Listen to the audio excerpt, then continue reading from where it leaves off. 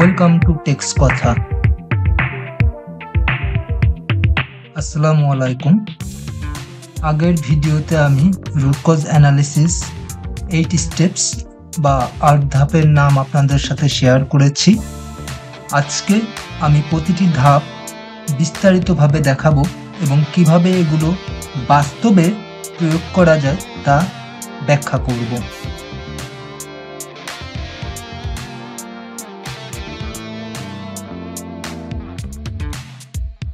Step 1, problem define করা।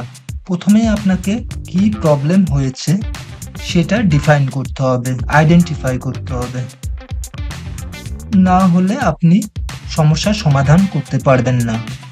প্রথম ধাপ হলো সমস্যা পরিষ্কারভাবে ডিফাইন করা বা চিহ্নিত করা। যেমন আমাদের লাইনে DHU পার্সেন্টেজ বেশি হয়েছে, কিসের জন্য? ওপেন সিম ডিফেক্টের জন্য। সমস্যার নাম অবশ্যই স্পষ্টভাবে বলা খুবই জরুরি। এরপর আসে ডাটা আর এভিডেন্স সংগ্রহ করা।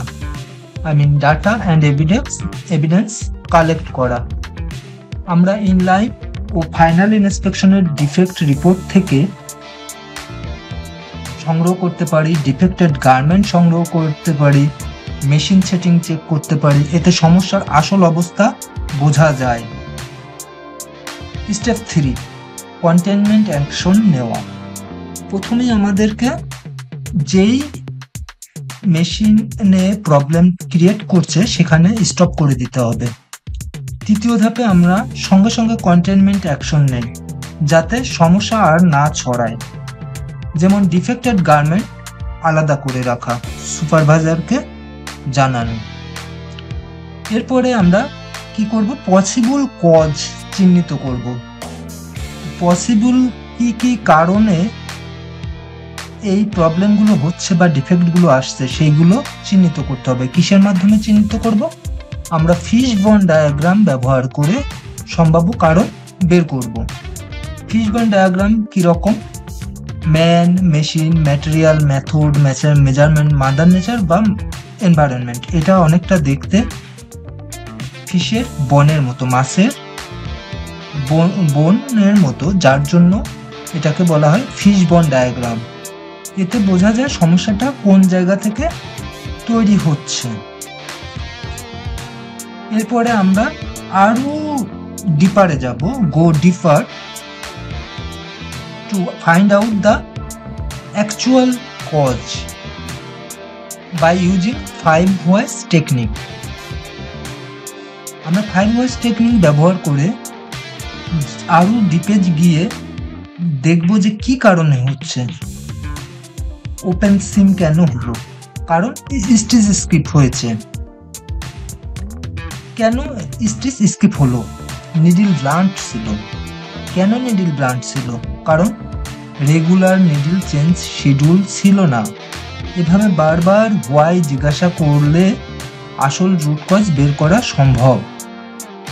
এবং আমরা যখন আসল রুট কজটা বের করে ফেলবো তখন আমরা সাথে সাথে কারেক্টিভ অ্যাকশন নেব। রুট কজ পাওয়ার পর আমরা কারেক্টিভ অ্যাকশন নেই, যেমন নিডল পরিবর্তন করা, মেশিন সেটিং ঠিক করা, অপারেটরকে আবার ট্রেনিং দেওয়া যাতে সে বুঝতে পারে কখন নিডল পরিবর্তন করতে হবে। এরপরে আমরা প্রিভেন্টিভ অ্যাকশন নিব।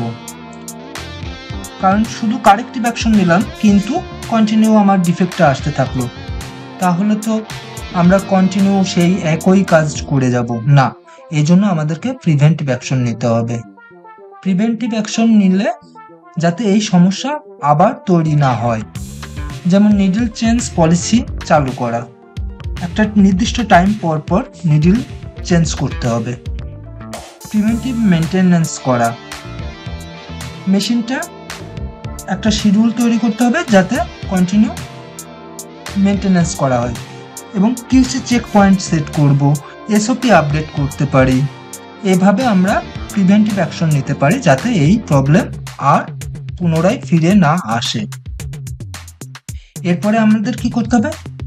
এই যে প্রিভেন্টিভ অ্যাকশন নিয়েছি সেটা মনিটর করতে হবে এবং রিভিউ করতে হবে যাতে এই প্রবলেমগুলো আর ক্রিয়েট না হয়।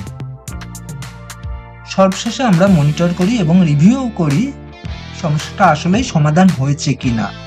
যেমন এই মেথড ফলো করে একটি ফ্যাক্টরিতে ওপেন সিম ডিফেক্ট 40% কমানো গেছে। তাহলে এই হলো রুট কজ অ্যানালিসিস 8 স্টেপসের 8 ধাপের বিস্তারিত প্রয়োগ। যদি প্রতিটি ধাপ সঠিকভাবে ফলো করা হয় তবে যে কোনো ফ্যাক্টরিতে ডিফেক্ট অনেক কমানো সম্ভব এবং বায়ারের আস্থাও পাওয়া যাবে। ধন্যবাদ।